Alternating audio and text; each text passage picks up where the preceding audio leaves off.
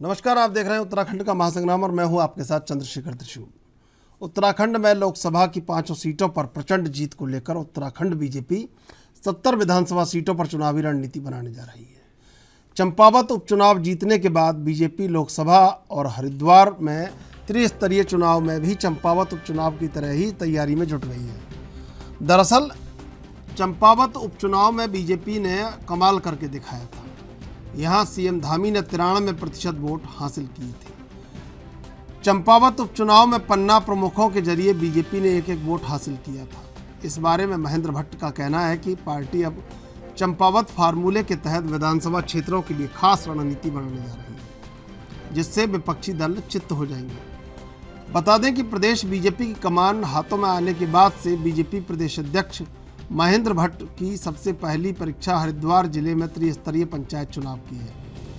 Uttarakhand BJP के अध्यक्ष महेंद्र भट्ट का इस महीने के आखिर तक अपनी नई टीम का ऐलान भी कर देंगे। प्रदेश कार्यकारिणी में 50% से अधिक नए चेहरों की जिम्मेदारी दी जा सकती है। भट्ट के मुताबिक नई टीम के गठन को लेकर केंद्रीय नेताओं से चर्चा हो चुकी है और अब प्रदेश स्तर पर वरिष्ठ नेताओं से चर्चा के बाद नई टीम बना दी जाएगी। बता दें कि प्रदेश अध्यक्ष महेंद्र भट्ट और प्रदेश महामंत्री संगठन अजय कुमार ने नई दिल्ली में राष्ट्रीय महामंत्री संगठन बीएल संतोष के साथ शिष्टाचार भेंट की थी। बीएल संतोष के साथ ही प्रदेश कार्यकारिणी में बदलाव को लेकर भी चर्चा हुई। दूसरी तरफ अगर कांग्रेस की बात करें तो कांग्रेस के लिए चुनौती है कि कांग्रेस क्या रणनीति बनाती है जिससे कि बीजेपी को टक्कर दी जा सके और बीजेपी का मुकाबला किया जा सके। हालांकि कांग्रेस पहले ही अंतर्कलह और गुटबाजी से जूझ रही है। ऐसे में बीजेपी को पटखनी देना कांग्रेस के लिए किसी चुनौती से कम नहीं है।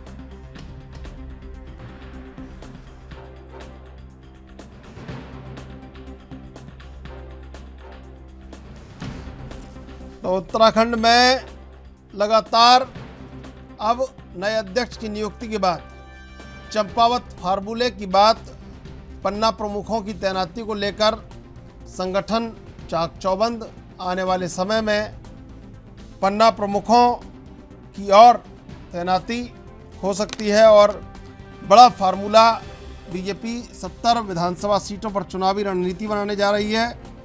चंपावत उपचुनाव जीतने के बाद बीजेपी लोकसभा और हरिद्वार में भी त्रिस्तरीय चुनाव में चंपावत उपचुनाव की तरह जुट गई है।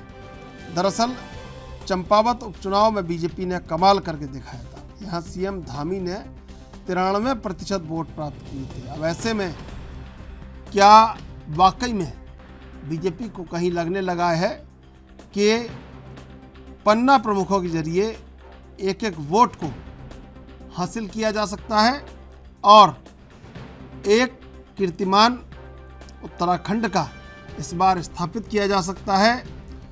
सरकार है ही, ऐसे में लगातार जोश बना हुआ है और वहीं 5 सीटों पर कैसे इस बार जैसे चंपावत उपचुनाव को ऐतिहासिक बनाया गया, कैसे इसको ऐतिहासिक बनाया जाए, इस बात पर नए अध्यक्ष का विशेष बल संगठन को जमीनी स्तर पर मजबूत करने के लिए पन्ना प्रमुखों की बड़ी नियुक्ति 11,235 बूथ उत्तराखंड में।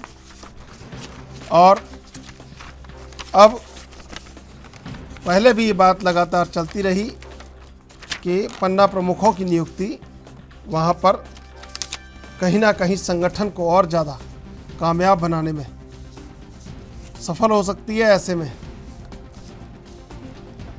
कांग्रेस के लिए खासी मुश्किल होने वाली है। सत्ता और संगठन दोनों प्रभावशाली भूमिका में उत्तराखंड में। ऐसे में क्या वाकई में कांग्रेस पंचायत चुनाव में भी चुनौती प्रस्तुत कर पाएगी? और इसी मुद्दे पर आज चर्चा करेंगे। 3 मेहमान हमारे साथ मौजूद है। संजीव वर्मा, प्रदेश प्रवक्ता बीजेपी, सूरज सिंह नेगी, प्रदेश प्रवक्ता कांग्रेस, हेमा भंडारी, प्रदेश प्रवक्ता आम आदमी पार्टी। आप तीनों का स्वागत है एनबी न्यूज़ पर। संजीव जी, सबसे पहले आपके पास आएंगे।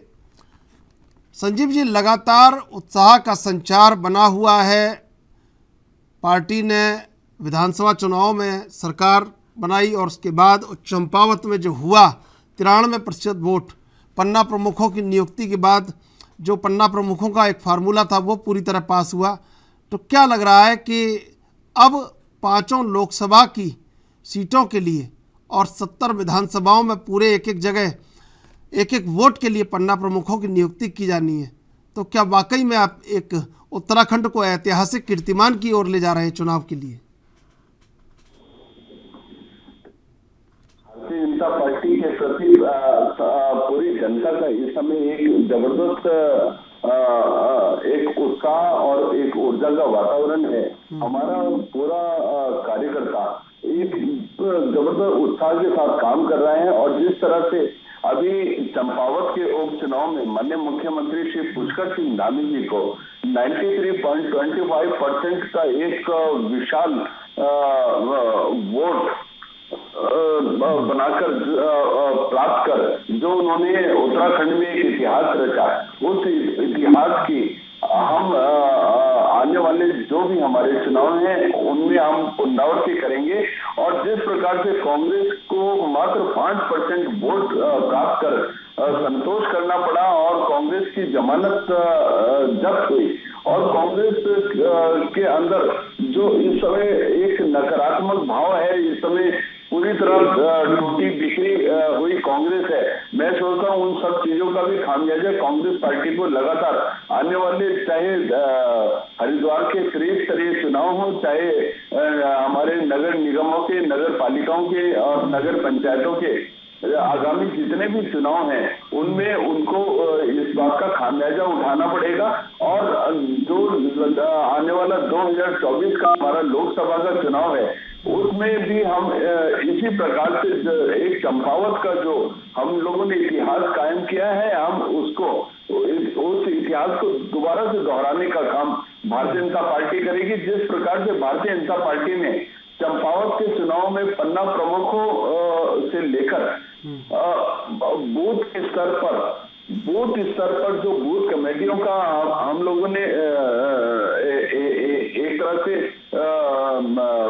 बूथ कमेटियां बनाने का हमने काम किया था, मंडल पे हमने काम किया था, जिलों में हमने काम किया था। हमारा प्रत्येक कार्यकर्ता पूरी तरह से एक जबरदस्त ऊर्जा का उसके अंदर एक संचार हुआ था और वही संचार आज भी लगातार जारी है। और मैं सोचता हूँ आने वाला जो भी चुनाव भारतीय जनता पार्टी की और देश बड़ी आशा भरी नजरों से देख रहा है। हम जिस तरह से लगातार विकास के कार्यों में एक नए कीर्तिमान स्थापित कर रहे हैं, जिस प्रकार से केंद्र पोषित लगभग 1.5 लाख करोड़ रुपए की परियोजनाएं उत्तराखंड में वर्तमान में चल रही हैं और डबल इंजन सरकार का जो लाभ उत्तराखंड की जनता को कंटिन्यू मिल रहा है, मैं सोचता हूँ उत्तराखंड की जनता उस लाभ को लगातार बनाए रखना चाहती है। और उत्तराखंड की जनता ने पहले से मन बना लिया है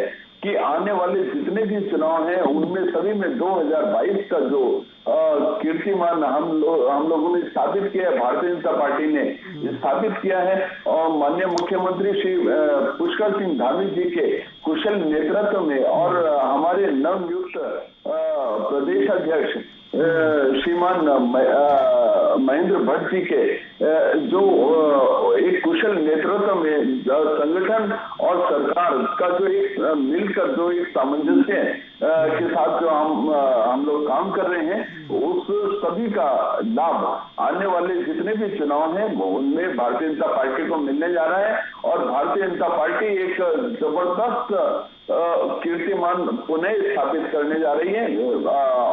आने वाला समय भारतीय जनता पार्टी का है। माननीय नरेंद्र मोदी जी का नेतृत्व के ऊपर पूरी जनता का विश्वास है और माननीय मुख्यमंत्री श्रीमान पुष्कर सिंह धामी जी के नेतृत्व के ऊपर पूरी जनता का विश्वास है। कार्यकर्ता पूरी तरह से उत्साहित हैं और हम आने वाले समय में इन सब बातों को लेकर जनता के बीच जाएंगे। ठीक है। सूरज सिंह नेगी जी, सत्ता और संगठन दोनों प्रभावशाली भूमिकाओं में काम कर रहे हैं, जमीनी स्तर तक पकड़ बनाने की कोशिश कर रहे हैं, पकड़ को मजबूत कर रहे हैं और एक एक वोटर तक बीजेपी की निगाह है।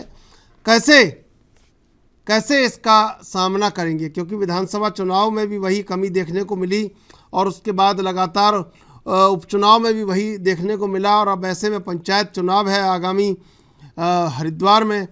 तो क्या लगता है, और पूरी तरह बीजेपी चाक चौबंद है, कैसे मुकाबला करेंगे? आपकी आवाज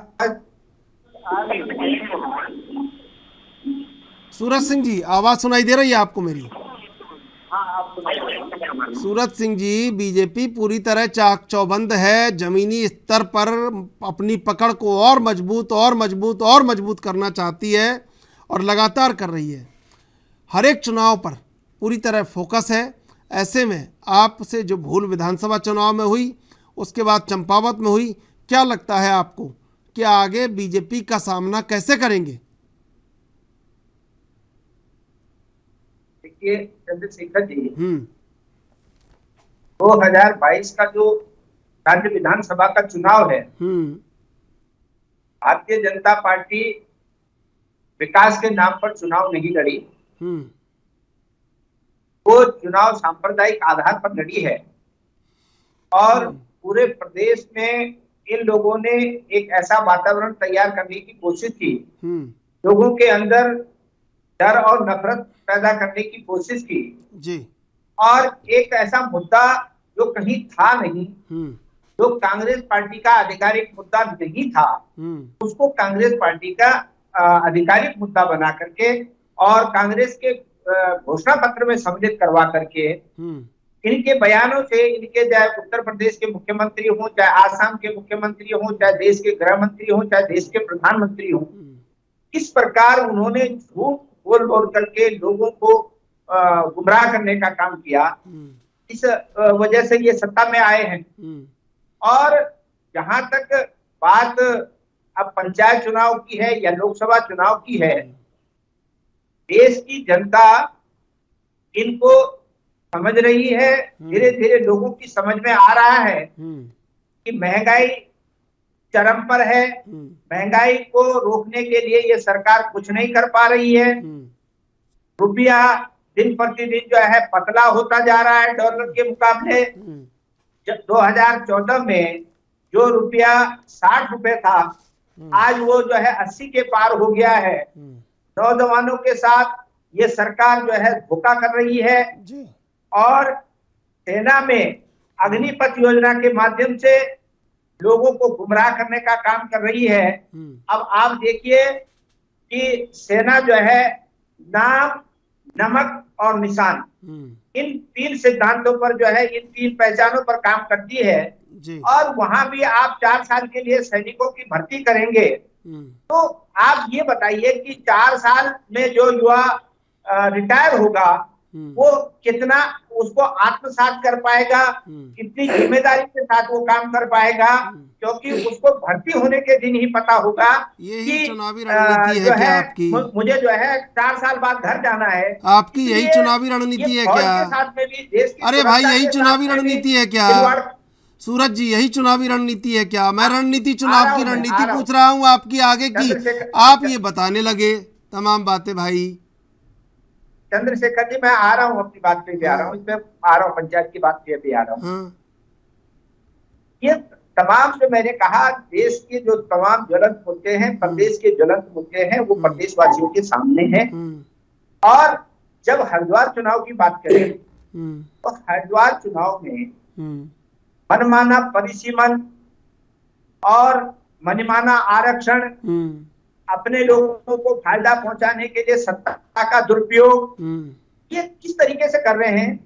क्योंकि ये जो है, इन लोगों ने महात्मा गांधी की विचारधारा को कभी आत्मसात नहीं किया। ये लोग हमेशा पंचायतों के विरोधी रहे हैं, किसानों के विरोधी रहे हैं। इन्होंने कभी पंचायतों को समृद्ध बनाने का काम नहीं किया। आप ये बताइए कि जब लोकसभा और विधानसभाओं का आरक्षण 25 साल में एक बार अच्छा, होगा, 50 साल में एक बार होगा, सुनिए तो आप तो सूरज कौन जी, से ऐसे कारण हैं सूरज सिंह कि जी, पंचायतों में हर बार आप परिसीमन करेंगे? सूरज सिंह जी, आप लंबे समय उत्तराखंड में सरकार में रहे हैं, कोई एक दो पंचायतें ऐसी बता दीजिए जिनको कोई यूनाइटेड नेशन डेवलपमेंट प्रोग्राम में सम्मिलित किया गया हो, जिनको बड़े कोई अवार्ड मिले हो राष्ट्रीय स्तर के कि हाँ इन पंचायतों ने रोल मॉडल बनाने में एक दिशा में बड़ा महत्वपूर्ण कदम उठाया हो। एक आध नाम मुझे बता दीजिए जरा, है क्या कोई नाम? चंद्रशेखर है जी, क्या? मैं खुद 30 सालों से पंचायतों से जुड़ा रहा। 2008 में मेरी पंचायत को मेरे प्रधान रहते हुए निर्मल ग्राम का राष्ट्रपति पुरस्कार मिला है। 12-13 में पंचायती सशक्तिकरण के लिए राष्ट्रीय पुरस्कार मेरी पंचायत ले चुकी है। विकास खंड रायपुर की जो है वहां पर पंचायत अभी वहां पर कौन है सरपंच और प्रधान, कौन है वहां पर? प्रधान वहां पर महिला है अभी। किस पार्टी की है? सुनीता देवी। किस पार्टी की है? कोई पार्टी नहीं, तो जो है, अरे भाई किससे समर्थन है? जो है भाजपा में है। किसमें है? कांग्रेस के परिवार है, कांग्रेस का परिवार है आजकल जो है भाजपा की तरफ हो गया ना, अब खुलासा हो गया ना। कमाल करते हैं सूरज सिंह जी, कांग्रेस का परिवार है और अब आजकल भाजपा में। भाजपा में ये सीधे ही बोल देते आप भाजपा में, इसमें क्या आफत हो रही थी? जब चुनाव जीते थे तब तो कांग्रेस ही थे। चलिए मैं आऊंगा आपके पास, कांग्रेस के साथ आऊंगा आपके पास। हेमा भंडारी जी, आपका तो बताइए क्या चल क्या रहा है उत्तराखंड में, क्योंकि आपका मजबूत उतना नहीं है चुनाव, पंचायत चुनावों में भी आप क्या करने वाले हैं, लड़ने वाले नहीं लड़ने वाले, अभी तक कुछ तय है या नहीं है, ये तो आप ही स्पष्ट करेंगे। देखिए चंद्रशेखर जी, आम आदमी पार्टी त्रिस्तरीय जिला पंचायत चुनाव में मजबूती से लड़ने जा रही है और जो इच्छुक प्रत्याशी हैं मतलब उनसे आवेदन भी मांगे जा रहे हैं, वो प्रक्रिया हमारी चल रही है। और जहां तक भारतीय जनता पार्टी के प्रदेश अध्यक्ष जो महेंद्र भट्ट जी बड़ी बड़ी बयानबाजी जो कर रहे हैं, तो उन्हें एक बात पता होनी चाहिए कि जिला पंचायत चुनाव में भाजपा हमेशा से कमजोर रही है। और जहां तक चंपावत चुनाव की बात थी, तो सबने देखा है कि किस तरह से भाजपा ने पूरा सरकारी अमला चंपावत में जो है सरकारी अमला छावनी की तरह तब्दील हो गया था। अब आप चुनाव हार जाते हैं तो भाई ये बात आपके पास रहती है। पश्चिम बंगाल में चुनाव जीत गई टीएमसी, तो ये किसी से कमाल करते हैं आप। चुनाव छुपावा नहीं है, लेकिन अरे भाई ये देखिए आप, ये इस तरह की बातें, चुनाव हारने के बाद ये सबसे सस्ता हथियार है कि पूरा प्रशासनिक अमला उपयोग में आया था। मैं पंचायत चुनाव की बात कर रही हूँ, जो हरिद्वार में पंचायत चुनाव होने जा रहे हैं, मैं उनकी बात कर रही हूँ कि किस तरह से मतलब भाजपा जो है पंचायत चुनाव में बसपा का ज्यादा प्रभाव है, भाजपा का बिल्कुल भी प्रभाव नहीं है। पंचायत चुनाव भाजपा नहीं जीतती है। आप बसपा में हैं या आप आम आदमी पार्टी में हैं? नहीं, आम आदमी पार्टी तो अब लड़ने जा रही है पहली बार। अच्छा, पहली बार पंचायत चुनाव में अपना ये तो हम बसपा वाले से पूछ लेंगे, हम तो आपसे पूछ रहे हैं आपका क्या वहाँ पे आधार है, क्या रणनीति है आपकी? हम लोग जो है अपने इच्छुक प्रत्याशियों से आवेदन मांग रहे हैं और धीरे मतलब आ रहे हैं, हमारे पास काफी लोग लड़ने के इच्छुक हैं। जिसको कांग्रेस बीजेपी से टिकट नहीं मिलेगा वो आपके यहाँ आवेदन कर देगा, टिकट ले आएगा, यही है ना? बस आवेदन मांग रहे हैं आप तो, और तो क्या हो रहा है बताइए? ये रणनीति है क्या हेमा जी? हेमा जी आप वरिष्ठ हैं वहाँ पर, ये आप वरिष्ठता है आपके अंदर, ये रणनीति है क्या? आवेदन मांग रहे हैं, अब आवेदन को स्क्रूटनी कर लिया जाएगा, अब जिनको टिकट नहीं मिलेगा वो टिकट लेके और चुनाव लड़ लेंगे भाई, नहीं क्योंकि स्थानीय आधार पर। नहीं देखिए चंद्रशेखर जी, ये किसी पार्टी सिंबल पे होता नहीं है पंचायत चुनाव नहीं होता है, फिर क्यों आवेदन मांग रहे हैं? फिर क्यों आवेदन मांग रहे हैं? आवेदन इसलिए कि हम उनको सपोर्ट करेंगे जहाँ हमारे, हाँ तो यही, हाँ तो इसी को रणनीति, हाँ तो इसी को रणनीति कहते हैं हेमा जी, इसी को रणनीति कहते हैं। हाँ, हमारे प्रत्याशी लड़ने जा रहे हैं जो पंचायत चुनाव है उसमें, क्योंकि पंचायत चुनाव तो उस क्षेत्र में हमने कितना काम किया है, किसके लिए गांव में जो सुविधाएं पहुंचाई है या उनके कहाँ, आपने कहाँ सुविधाएं पहुंचा दी वहाँ पे? आपने कहाँ सुविधा पहुंचा दी वहाँ पे? नहीं, आपने नहीं, जो हमारे जो प्रत्याशी जो लड़ने जा रहे हैं वो हर एक गांव में उन्होंने समाज सेवा के तौर पर वहां पर गांव वालों के साथ में किया है, तो उसी को लेके वो आज जो है अपनी पंचायत में लड़ने जा रहे हैं चुनाव। चलिए संजीव जी, मुझे लगता है यही फायदा है आपको सबसे बड़ा, कि आप रणनीति को और फुल प्रूफ करते जा रहे हैं और दूसरी तरफ रणनीति का कहीं कोई नामो निशान नहीं है। यही फायदा है आपके लिए।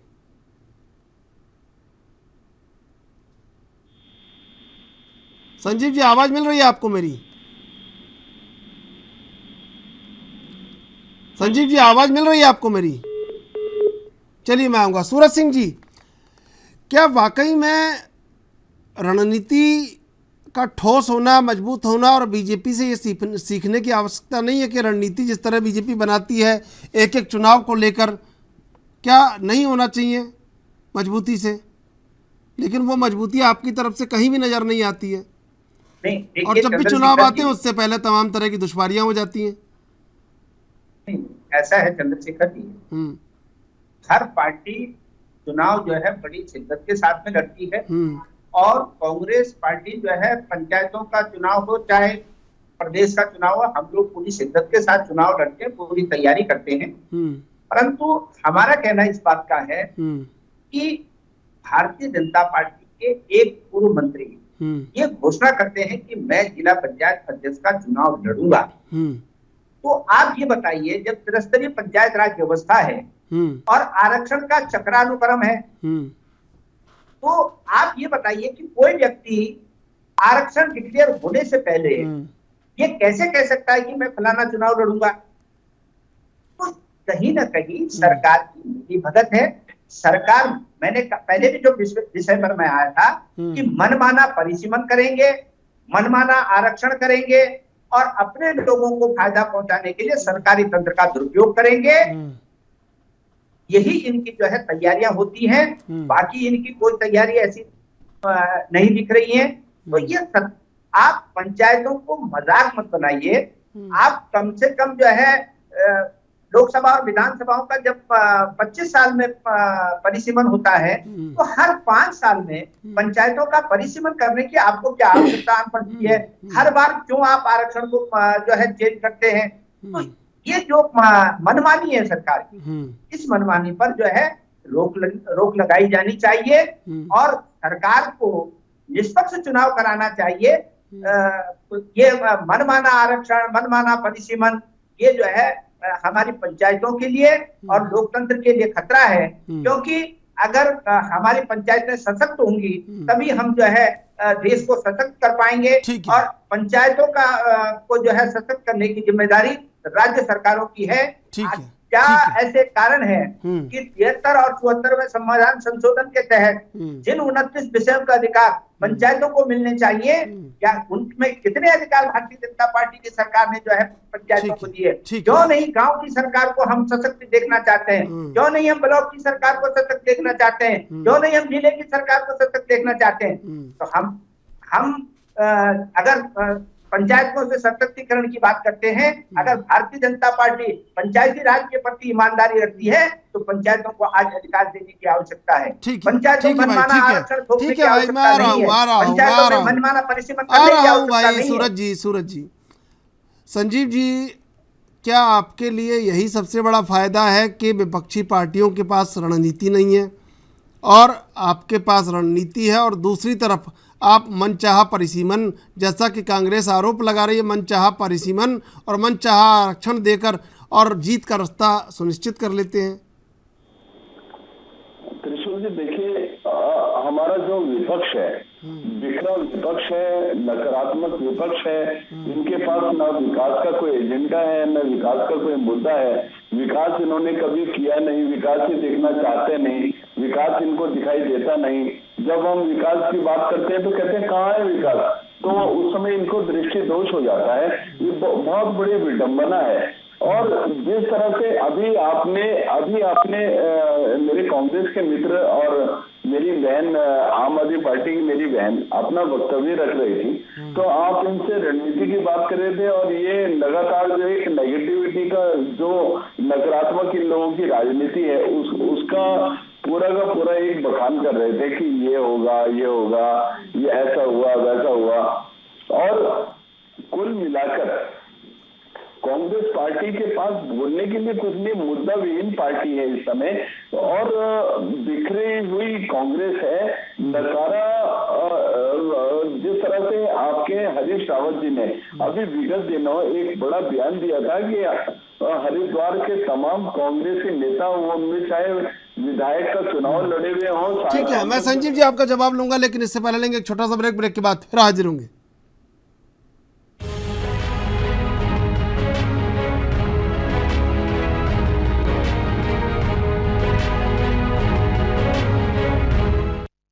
टीवी फुटेज के माध्यम से हमने देखा पटना सिटी में एक महिला की हत्या की जाती है और आरोपी के घर से 4 पिस्तौल बरामद होते हैं। ठीक उसी प्रकार पटना में मैंने अभी कहा कि गार्ड की हत्या करके किस प्रकार टोयोटा के शोरूम पे लूट होती है, और मुजफ्फरपुर में ओराई चौक पर 2 तिरंगे को लेकर आप सब ने देखा। अभी तिरंगे के विषय में माननीय अरुण जी ने हमें अवगत कराया, मगर तिरंगे झंडे को लेकर भी बिहार में किस प्रकार की राजनीति हो रही है, झंडे में भी परिवर्तन किया जा रहा है और वहां भी तुष्टीकरण की राजनीति हो रही है, यह भी हम सब ने देखा है। इसके बाद यह कहना अतिशयोक्ति नहीं होगी कि द जंगल राज रिटर्न्स। जिस जंगल राज के विषय में आप सब ने भारतवर्ष को समय समय पर अवगत कराया था, और किस प्रकार से जब भारतीय जनता पार्टी अपने शासनकाल में रही तो गृह विभाग भी हमारे पास नहीं था, एक्साइज डिपार्टमेंट भी हमारे पास नहीं था, ये विभाग भी हमारे पास नहीं होने के बावजूद हमारे दबाव के कारण जिस प्रकार से एक माहौल बिहार में रहता था कि हत्या, लूट, डकैती इसके ऊपर अंकुश रहती थी, आज बिहार में जंगल राज रिटर्न्स है। और एक वीडियो आज सोशल मीडिया में घर घर तक पहुंच रहा है। कई मंत्रियों ने इसे ट्वीट किया है, कई जनता ने भी ट्वीट किया है। बिहार के तेजस्वी यादव जी का एक साक्षात्कार है, उसका वीडियो है, जिसमें उनसे 10 लाख नौकरी के विषय में 2020 में उन्होंने कहा था कि हम आएंगे तो 10 लाख नौकरी देंगे। जब उनसे 2-3 दिन पहले पूछा गया कि अब तो आप आ गए हैं तो 10 लाख नौकरी का क्या होगा, तो वो कहते हुए नजर आते हैं कि देखिए अभी तो हम मुख्यमंत्री नहीं बने, हमने कहा था कि हम मुख्यमंत्री बनेंगे तब नौकरी देंगे। बड़े दुख के साथ कहना पड़ रहा है कि ये जो मैं की कहानी है, मैं बनूंगा तभी होगा, हमसे कुछ नहीं होगा, ये हमको छोड़ करके मैं पे चले गए हैं। इसी परिवारवाद के खिलाफ भारतीय जनता पार्टी सतत लड़ती रही है और आगे भी लड़ती रहेगी। मुझे लगता है इस वीडियो के सत्यता के विषय में क्या अभिप्राय उप मुख्यमंत्री और परिवार का इसमें था, इस विषय में एक प्रेस कॉन्फ्रेंस करके तेजस्वी जी को बताना चाहिए कि आखिरकार हम बड़ा है या मैं बड़ा है। तो जंगल राज रिटर्न्स के बाद अब हम अरविंद केजरीवाल जी के झूठे वादे और ये जो फ्रीबीज की कहानी अरविंद केजरीवाल जी कहते रहते हैं, उसके विषय में बताना आवश्यक है। बंधुगण, अरविंद केजरीवाल जी का एक ही मत है, एक ही उद्देश्य है, कैसे भी करके आम आदमी पार्टी और अरविंद केजरीवाल जी की प्राधान्यता स्थापित हो देश में, उनके एम्बिशंस फुलफिल हो, उनकी महत्वाकांक्षा आगे बढ़े। इसलिए झूठ दिन पर दिन किस प्रकार से वो परोस रहे हैं, ये हम देख रहे हैं। ये कल फ्रीबीज क्या है, वेलफेयर स्कीम क्या है, इसको लेकर लड़ाई हुई। फ्रीबीज क्या है और वेलफेयर स्कीम क्या है, बेनिफिट क्या है। देखिए, बेनिफिट का अर्थ होता है कि एक टारगेटेड ग्रुप को, एक टारगेट ग्रुप है जो इकोनॉमिकली आर्थिक दृष्टिकोण से कमजोर है, उसको सबल कैसे बनाया जाए, उसको आत्मनिर्भर कैसे बनाया जाए, उसके अपने पांव पर वो ग्रुप जो है वो खड़ा हो सके। एक टारगेट ग्रुप के लिए काम करना, उसके लिए गवर्नेंस करना, उसके लिए विषय भेजना, ये बेनिफिट है, ये वेलफेयर स्कीम है। मगर जो फ्रीबीज होता है वो गरीब के नहीं होता है, वो सबके लिए होता है। और जो मुख्य उद्देश्य होता है वेलफेयर स्कीम का, वो क्या होता है, बेनिफिट का क्या होता है।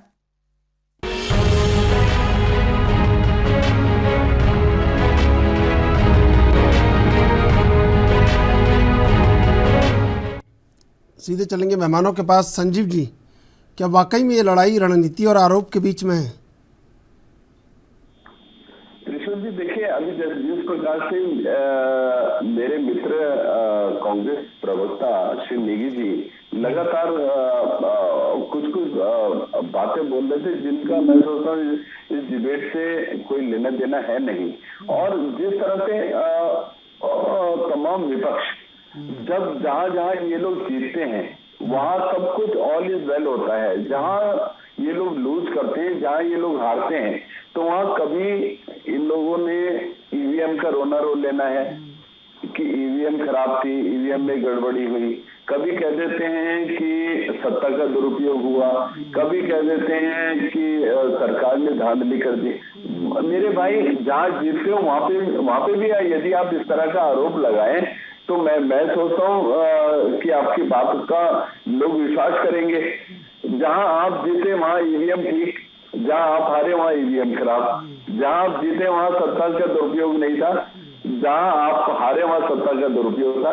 तो ये जो आपके मानदंड मापदंड है, मैं सोचता हूँ सोच से और समझ से परे हैं। और त्रिशूल जी, अभी मेरे भाई कांग्रेस मित्र उन्होंने 2022 का जो अभी हमारा विधानसभा का चुनाव हुआ उसमें उन्होंने एक सीधा आरोप हमारे ऊपर लगाया, जबकि उस काम को कर ये लोग रहे थे। इन्होंने कहा कि भारतीय जनता पार्टी विकास के नाम पर नहीं लड़ी, जबकि भारतीय जनता पार्टी का एकमात्र जो हम लोगों का एजेंडा था वो था विकास।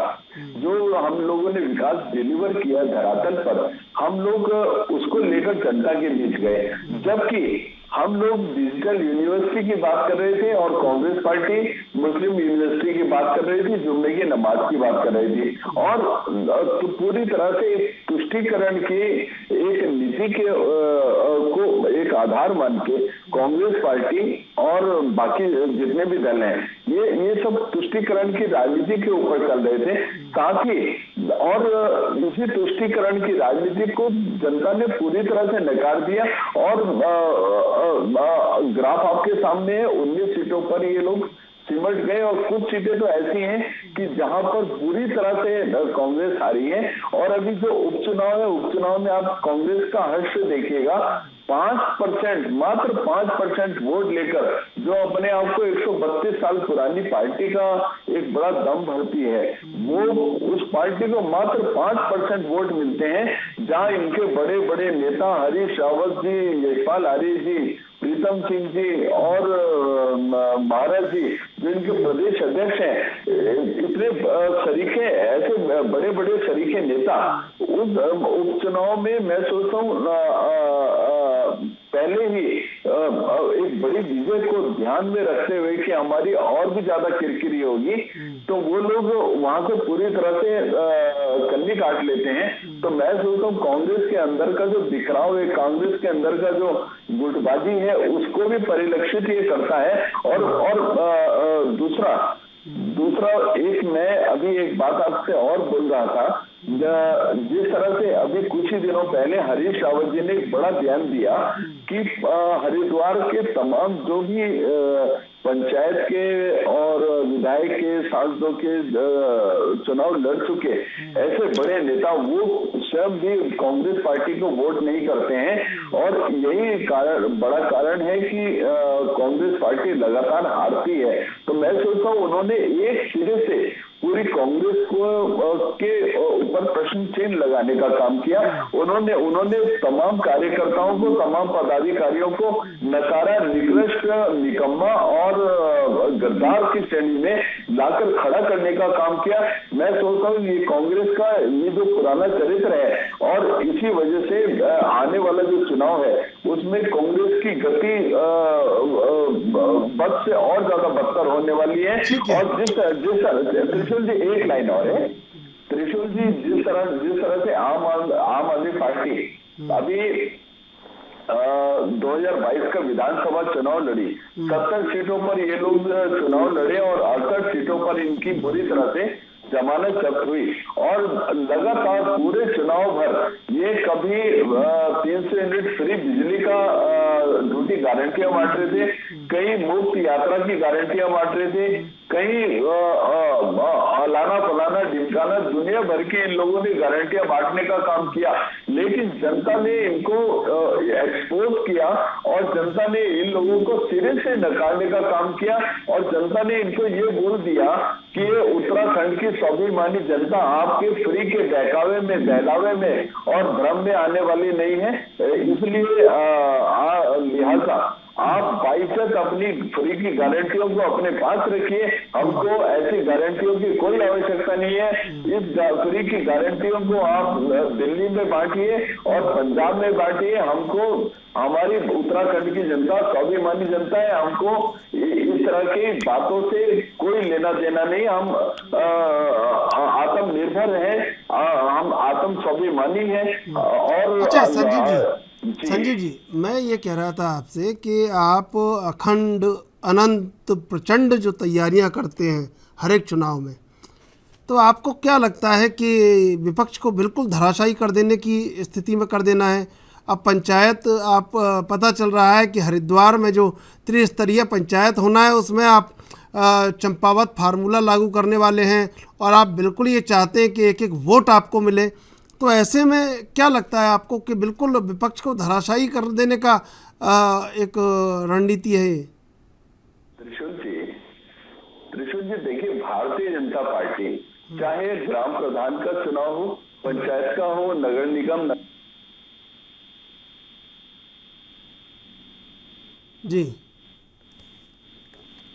जी मैं आता हूँ।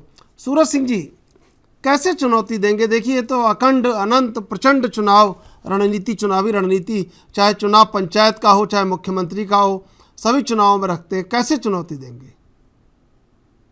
देखिए चंद्रशेखर जी, हमारे भाई संजीव जी कह रहे थे कि हमारा किया हुआ विकास कांग्रेस को दिखाई नहीं देता, कांग्रेस को दृष्टि दोष हो गया है।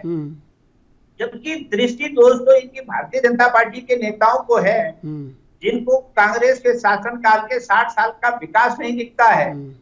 अब उत्तराखंड की बात करें कि जो टिहरी डैम कांग्रेस ने बनाए, इनके समय में कितने डैम बने, ये लंबी बात हो जाएगी। परंतु हमको इनका विकास दिखाई देता है कि 17 सालों में चाहे कांग्रेस की सरकार रही हो चाहे भारतीय जनता पार्टी की सरकार रही हो, प्रदेश पर 35,000 करोड़ के लगभग का कर्ज था।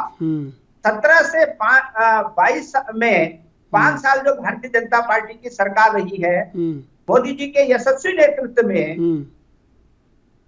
1 लाख करोड़ से ऊपर का प्रदेशवासियों पर कर्जा हो गया है। तो ये तो इनका विकास है। और ये कहते हैं कि कांग्रेस में गुटबंदी है और कांग्रेस के हरीश रावत जी का बयान है कि कांग्रेस का कार्यकर्ता जो है कांग्रेस को वोट नहीं देता, कांग्रेस का नेता कांग्रेस को वोट नहीं देता। ये कांग्रेस के घर परिवार की बात है, अपने लोगों को, क्योंकि जब हमारे पास सूरज सिंह जी देखिए, ये पूरे देश की फिजाओं में जब कांग्रेस का जिक्र होता है तो ये वाक्य हमेशा गूंजता है कि कांग्रेस को कोई अगर ख़त्म करेगा तो वो कांग्रेस ही होगी। और आप तो मौजूदा हालात देख रहे हैं लगातार, और उत्तराखंड में तो पूरी तरह से गुटबाजी हावी है, इसको आप नकार नहीं सकते। तो क्या आपको लगता नहीं है कि ज़्यादा दूसरों के हमले के बजाय आपके भीतर, घर के भीतर जो सर फुटबॉल है, उससे ज़्यादा आपको नुकसान हो रहा है? ये तो ईमानदारी से स्वीकार करना पड़ेगा आपको। देखिए चंद्रशेखर जी, हमारे घर में कोई सिर फुटबॉल नहीं है। आप देखिए, जो अनुशासित पार्टी कहने वाले हैं, कार्डर बेस्ड पार्टी है, हमारी तो मास बेस्ड पार्टी है। परंतु जो कार्डर बेस्ड पार्टी अपने को कहती है, अनुशासित पार्टी कहती है, उसके जब अध्यक्ष बदलते हैं तो मिठाइयां बांटी जाती हैं। उनके प्रदेश अध्यक्ष पर मैं आपको बता दूं सूरज सिंह जी, उत्तराखंड की फिजाओं में ये बात भी गूंज रही है कि हरिद्वार से चुनाव कौन लड़ेगा। हरक सिंह रावत लड़ेंगे, हरीश रावत लड़ेंगे, दोनों अपना दावा प्रस्तुत कर चुके हैं। आपको लगता नहीं है भाई कि आप दूसरों की ज़्यादा, आप बीजेपी और आम आदमी पार्टी को छोड़िए, पहले ये देखिए कि हमको क्या करना है, खुद एक जगह तय कीजिए, तब कहीं आपको ये जो चुनौती आप देना चाहते हैं बीजेपी को या कहीं किसी को भी, तब आप मजबूत हो पाएंगे। देखिए चंद्रशेखर जी, 2024 अभी दूर है। कुछ कहना चाह रहे हैं और आपसे, कुछ एक कहना चाह पार्टी- रहे हैं नहीं, संजीव जी, एक- कुछ एक- अरे भाई एक- कुछ कहना है, पहले सुन मैं तो आपकी लीजिए, बात- मैं जवाब ले रहा हूँ आपका, सुन लीजिए, कुछ कहना चाह रहे हैं आपसे संजीव जी, जल्दी से कह दीजिएगा। जी त्रिशूल जी, हाँ। कांग्रेस पार्टी के अंदर एक बड़ी जबरदस्त एक विडंबना का भाव है। जब भी इनके यहाँ गुटबाजी की काम बात करते हैं या अनुशासनहीनता की बात करते हैं, तो ये उसको एक आंतरिक लोकतंत्र का जामा पहना देते हैं कि अरे हमारे यहाँ तो आंतरिक लोकतंत्र है।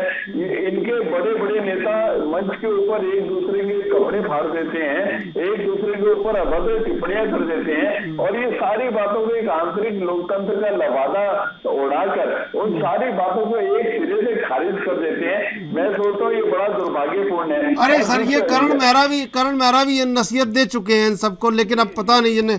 ठीक है, मैं अब देखिए जवाब लेने दीजिए, वरना समय का आरोप लगेगा कि समय नहीं दे रहे। देखिए संजीव जी मैं आ रहा हूँ, देखिए आपके पास समय का आरोप नहीं लगना चाहिए। सूरज सिंह जी, देखिए करण मेहरा भी कह चुके हैं, नसीहत दे चुके हैं, आपको लगता नहीं है कि कहीं तो एक होइए, और एक नहीं होंगे तो आप कैसे चुनौती देंगे बताइए? ये तो आपके लिए आत्ममंथन और आत्मविश्लेषण का विषय है। बात पूरी कर लूं। आप कह रहे थे कि हरीश रावत जी भी टिकट की दावेदारी कर रहे हैं और हरक सिंह जी भी कर रहे हैं। हमारे पार्टी में नेताओं की कोई कमी नहीं है, और ये हर व्यक्ति की इच्छा होती है कि मैं चुनाव लड़ूं। ज्यादा भी तो नहीं है ना, दावेदारी करेंगे, कमी नहीं है, ज्यादा भी नहीं है। हमारा हाईकमान तय करेगा कि किसको चुनाव लड़ना है। नहीं, तो आप कह रहे हैं नेताओं की कमी नहीं है, आप कह रहे हैं नेताओं की कमी नहीं है, ज्यादा भी नहीं है भाई। चुनाव लड़ने वाले सक्षम नेता सब लोग तो चुनाव नहीं लड़ते हैं। लड़ते हैं जो विधानसभा तक में हार जाते हैं, हमारे पास विधानसभा में तो चुनाव हार जाते हैं, जो आप बड़े नेताओं की बात कर रहे हैं। देखिए ये प्रजातंत्र में हार और जीत लगी रहती है, और केवल हारने मात्र से किसी नेता का कद आप जो है कम नहीं कर सकते। उसका जो व्यक्तित्व है, उसकी जो पूरे प्रदेश में छवि है, जो लोकप्रियता है, उस केवल हार और जीत से उसका आकलन नहीं किया जाता। मैं आ रहा हूँ हेमा जी से, मैं आ रहा हूँ संजीव जी, आ रहा हूँ। हेमा जी, कैसे टकराएंगे रणनीति से?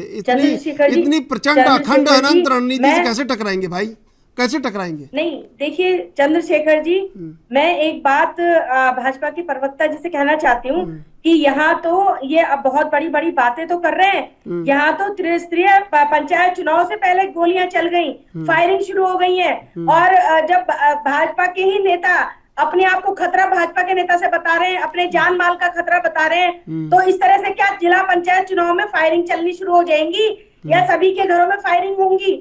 इस तरह से चुनाव जीता जाएगा? तो ये खुद को और अपने नेताओं को तो संभाल नहीं पा रहे हैं, और जिस तरह से गुटबाजी सब सामने आ रही है, इनकी भी गुटबाजी, तो जिनके घर खुद शीशे के होते हैं वो दूसरे के घरों पे पत्थर नहीं फेंका करते। ठीक है भाई, ठीक है। हेमा जी, ये दीपक वाली कहाँ हैं? बीजेपी में चले गए ना? मैं आपसे पुष्टि कर रहा हूँ अभी ये जो अरे भाई पुष्टि कर रहा हूँ। हेमा जी, हेमा जी, हेमा जी, लगा रहे हैं, हेमा जी, हो सकता है उनके लिए हेमा जी, दीपक वाली जी के लिए। हेमा जी, दीपक वाली जी चले गए ना, दीपक वाली चले गए ना, अब पता नहीं किसका घर भाई, किसका घर, अब किसका घर कांच का है और कौन पत्थर उछाल रहा है, हमारे समझ में नहीं आ रहा है कुछ भी। बात नहीं चलिए मैं आऊंगा पंचायत चुनाव में फायरिंग चल रही है। अरे मैं आ रहा, मैं सवाल तो जवाब तो ले लूं उनसे, जवाब तो पूछ लूं उनसे। अरे आप फायरिंग बयान दे रहे हैं। अरे भाई जवाब तो लेने दीजिए, जवाब तो लेने दीजिए। अगर आप फायरिंग करेंगे तो जवाब कैसे आएगा? जवाब लेने दीजिए। आपने भी प्रश्नों की फायरिंग कर दी। मैं ये कह रहा हूँ संजीव जी, क्या वाकई में आप अंतिम स्तर तक रणनीति बनाकर और विपक्ष को धराशायी करेंगे?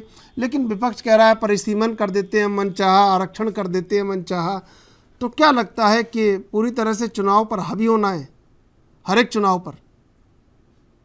त्रिशूल जी, देखिए भारतीय जनता पार्टी चाहे छोटे से छोटा चुनाव हो, बड़े से बड़ा चुनाव हो, ग्राम प्रधान का हो, नगर निगम का हो, नगर पालिका का हो, पंचायत का हो, विधानसभा का हो या फिर लोकसभा का हो, हम प्रत्येक चुनाव को पूरी गंभीरता के साथ लड़ते हैं और पूरी एकजुटता के साथ लड़ते हैं, पूरी रणनीति बनाकर चुनाव लड़ते हैं। हम अपना पन्ना प्रमुख से लेके बूथ स्तर तक का जो हमारा कार्यकर्ता है वो पूरी एक टीम भावना के साथ काम करता है। हम पूरा टीम वर्क के साथ हम लोग काम करते हैं और हमारी संजीव जी मैं आपका जवाब लूंगा, लेकिन इससे पहले लेंगे एक छोटा सा ब्रेक। ब्रेक के बाद फिर हाजिर होंगे, सीधे चलेंगे मेहमानों के पास। संजीव जी। त्रिशूल जी, जैसे मैंने कहा कि भारतीय जनता पार्टी चाहे किसी भी स्तर का चुनाव हो, छोटे से लेके बड़े तक का, हम लोग पूरी गंभीरता के साथ चुनाव लड़ते हैं, पूरी टीम भावना के साथ चुनाव लड़ते हैं और पूरा सरकार और संगठन का जो हमारा सामंजस्य है हम उसके बिहाव पे हम पूरा चुनाव लड़ते हैं। सरकार अपना काम करती है, संगठन अपना काम करता है और तमाम कार्यकर्ता के मन में एक ही भाव रहता है कि हमने हर जगह कमल खिलाना है और कमल खिलाने पे दृष्टि से हम लोग अपना काम करते हैं और यही इसी बात का एक प्रमाण है कि आज सर्वत्र जहां पर भी देखें भारतीय जनता पार्टी की सरकारें, आज आप नॉर्थ ईस्ट इसमें मैं आपको भारतीय जनता पार्टी का और पूर्ववर्ती जो यूपीए की सरकारें हैं उसमें एक बड़ा अमूलचूल एक परिवर्तन हुआ है, वो मैं आपके सामने रखना चाहूंगा। जो नॉर्थ ईस्ट में जब तक यूपीए की सरकारें रही, एक इंसर्जेंसी का एक बड़ा भाव वहां पर विद्यमान रहता था। आसाम से लेके तमाम मणिपुर, नागालैंड, सिक्किम और जितने भी छोटे छोटे राज्य हैं, हिमालय राज्य, उनमें 3-3, 4-4 महीने तक ट्रकों की कानवाई लगी रहती थी और वहां का जो उग्रवाद था वो एक चरम पे था और वो उन कांग्रेस की यूपीए की सरकारों ने कभी भी उसको समाप्त करने का कोई प्रयास नहीं किया, क्योंकि उस उग्रवाद के दम पर ये लोग अपनी सरकारों को वहां पे चलाए रखने का काम करते थे। किंतु जैसी एनडीए की माननीय मोदी जी की हमारी भारतीय जनता पार्टी की सरकारें आई, एनडीए की सरकार आई, हमने पूरा नॉर्थ ईस्ट में संजीव जी, हेमा जी, मुझे ये बता दीजिए आप कि कब ऐसा होगा कि एक स्थायी अध्यक्ष आम आदमी पार्टी को उत्तराखंड में मिलेगा, क्योंकि आप अध्यक्ष बनाते हैं वो 9-2-11 हो जाता है और बीजेपी का दुपट्टा पहन लेता है। तो क्या लगता है आपको कि अभी आम आदमी पार्टी को एक स्थायी प्रदेश अध्यक्ष की आवश्यकता है, वो कैसे बनेगा और कब बनेगा? देखिए, अभी हमारे 2 कार्यकारी अध्यक्ष बन चुके हैं, एक कुमाऊं क्षेत्र के और एक इधर गढ़वाल मैं प्रदेश अध्यक्ष की बात तो अभी यही लोग कमाल संभाल रहे हैं और बहुत जल्दी ही एक हम प्रदेश अध्यक्ष चुन लेंगे। आपके अध्यक्ष कमान संभालते संभालते कमाल दिखा जाते हैं ना, इसलिए मैं पूछ रहा हूँ। अब क्या करें, भाजपा बड़ा दुख आपको भी दुख हो रहा है बोलते समय। ईडी, सीबीआई ये, लेकिन ये जो है अभी अपने नेताओं पे नहीं करते हैं। अरे भाई, कर्नल कोठियाल के पीछे कोई ईडी सीबीआई नहीं लगी थी, आप कैसी बात कर रही हैं? दीपक वाली और कर्नल कोठियाल के पीछे ईडी सीबीआई लगी थी, क्या बात कर रही हैं? नहीं, ये तो बड़े बड़े सपने दिखाए ना। हेमा जी कैसी बात कर रही हैं? 3 बार दिल्ली दरबार चले गए हैं, तो ईडी सीबीआई को तो इतना, अगर इस तरह दुरुपयोग होगा तो उन्हें खुद शर्माने लग जाएगी, कहाँ का नाम लिया जा रहा है। नहीं, ये तो दुरुपयोग तो कर ही रहे हैं। इनके पास और कुछ होता ही नहीं है। ईडी और सीबीआई का डर इसलिए गए क्या? और दूसरों को दीपक वाली इसलिए गए, कर्नल कोठियाल इसलिए गए, ईडी सीबीआई लगी थी उनके पीछे। देखिए, इनको जो है अब हो सकता है बहुत बड़े बड़े सपने, संदीप भाई जी सपने दिखा रहे हो कि भाई हम जो है इनको ये पद दे देंगे। वो अब इनका संगठन का होने लगा है ना। 3 बार दिल्ली दरबार से क्या किसके सर पे कमल बिठाते हैं? अरे आप देखिए, सुनिए भाई, सुनिए आप हेमा जी, जी कितने ही आरोप लगा लीजिए, खुद का सिक्का खोटा होता है ना तो कोई आरोप किसी के ऊपर नहीं चलता है। आपका खुद का सिक्का खोटा है ना तो आप फिर दुनिया में कुछ भी आप कहिए, और आपको जब तक स्थायी, भाई सुन तो लीजिए, तो इनसे जिसको स्थायी कोई प्रदेश डर नहीं अध्यक्ष होगा, नहीं चंद्रशेखर जी, आप नहीं वो बना कहीं नहीं पाएंगे, जाएगा। आप नहीं बना पाएंगे स्थायी प्रदेश अध्यक्ष। आपकी चुनौती निराधार है। सूरज सिंह नेगी जी, सूरज सिंह जी, मैं ये पूछ रहा हूँ कि कब ऐसा होगा कि हरक सिंह रावत कांग्रेस के कार्यक्रमों में शामिल होने लगेंगे और जो कांग्रेस कार्यकर्ताओं को एक अनिश्चितता की स्थिति दिख रही है वो समाप्त होगी? और भाई अगर चुनाव नहीं लड़ना है तो दावेदारी क्यों की जा रही है हरिद्वार से? आपको लगता नहीं है कि ये अनिश्चितताएं और ये असमंजस समाप्त करना होगा कांग्रेस को भाई? ये जहां तक कांग्रेस का प्रश्न है, कांग्रेस ये सब असमंजस भी दूर करेगी और निश्चित तौर पर चुनाव लड़ने वाले सभी लोगों को धरातल पर आकर के जो है जनता के बीच में खड़ा होना पड़ेगा, जनता के मुद्दों को उठाना पड़ेगा। अरे भाई सूरज सिंह जी, ऐसे करते करते विधानसभा चुनाव हार गए आप, ऐसे करते करते दूर करते करते। नहीं, देखिए विधानसभा चुनाव हारने का कारण जो है केवल और केवल भारतीय जनता पार्टी द्वारा नकारात्मक प्रचार करके और जिस प्रकार से इन्होंने सांप्रदायिक कार्ड खेला है वो बहुत बड़ा कारण उसमें रहा है। परंतु मैं ये कहता हूं कि जो कांग्रेस पर सवालिया निशान लगाते हैं, आपके यहाँ गुटबाजी कार्ड चल रहा था, लोकतंत्र पर आपके यहाँ गुटबाजी कार्ड चल रहा था? नहीं, हमारे यहाँ गुटबाजी कार्ड चल रहा है, पर आप यहाँ पर गोली कांड चल रहा है, गोलीबारी हो रही है और आपके यहाँ फिर लोगों में वो अब आप देखिए जो सवाल मैं जो सवाल पूछ रहा हूँ उसका जवाब दीजिए। तो मेरा सवाल का जवाब, आप सवाल का जवाब, सवाल का जवाब दे दीजिए भाई, सवाल का जवाब दे दीजिए, सवाल का जवाब दे दीजिए। समय कम है, जवाब दे दीजिए। हरक सिंह रावत कब शामिल होंगे? हरक सिंह रावत कब शामिल होंगे? हरक सिंह रावत कब शामिल होंगे? हरक सिंह रावत कब शामिल होंगे? हरिद्वार में जो गोलियां चल रही है, हरक सिंह रावत कब शामिल होंगे? हरक सिंह रावत कांग्रेस के कार्यक्रमों में कब शामिल होंगे? निश्चित तौर पर शामिल होंगे। कांग्रेस के नेता हैं, कांग्रेस में सम्मिलित हुए हैं, तो कांग्रेस की विचारधाराओं को कब होंगे सम्मिलित हुए? अरे भाई कब होंगे? कब होंगे? विधानसभा चुनाव कांग्रेस हार गई, कांग्रेस गुटों में बटी हुई है, कांग्रेस को एक करने के लिए कोई आगे नहीं आ रहा है। हरक सिंह रावत ने फिर कह दिया है, हरीश रावत चुनाव लड़ रहे हैं हरिद्वार से, हरक सिंह रावत भी लड़ रहे हैं, चारों जगह पेश फंसा हुआ है, घर के मुद्दे सुलझ नहीं रहे। आपसे बीजेपी से क्या मुकाबला करेंगे बताइए आप? चंद्रशेखर जी, आप थोड़ा हरक सिंह रावत कब शामिल होंगे? हरक सिंह रावत कांग्रेस के कार्यक्रमों में, हरक सिंह रावत, मैं बड़े आराम से पूछ रहा हूँ, एक सवाल का जवाब आपने नहीं दिया, घुमा फिरा के बात कर रहे हैं भाई, जवाब नहीं है आपके पास। ठीक है, समय समाप्त हो रहा है। संजीव वर्मा जी, हेमा भंडारी जी, सूरज सिंह नेगी जी, आप तीनों का धन्यवाद डिबेट में जुड़ने के लिए। दरअसल सत्ता पक्ष के पास यही एक सबसे बड़ा जिसको कहते हैं सफलता का एक मूल मंत्र है कि विपक्ष बिखरा हुआ है और चुनौती देने की स्थिति में नहीं है। अब ऐसे में बीजेपी के लिए आगे हालात बहुत ठीक है, लेकिन बीजेपी उन हालातों को जनता को फायदा पहुंचाने में कितना इस्तेमाल करेगी ये देखना होगा। बहरहाल देश विदेश की ताज़ा तरीन खबरों के लिए आप देखते रहिए ANB न्यूज।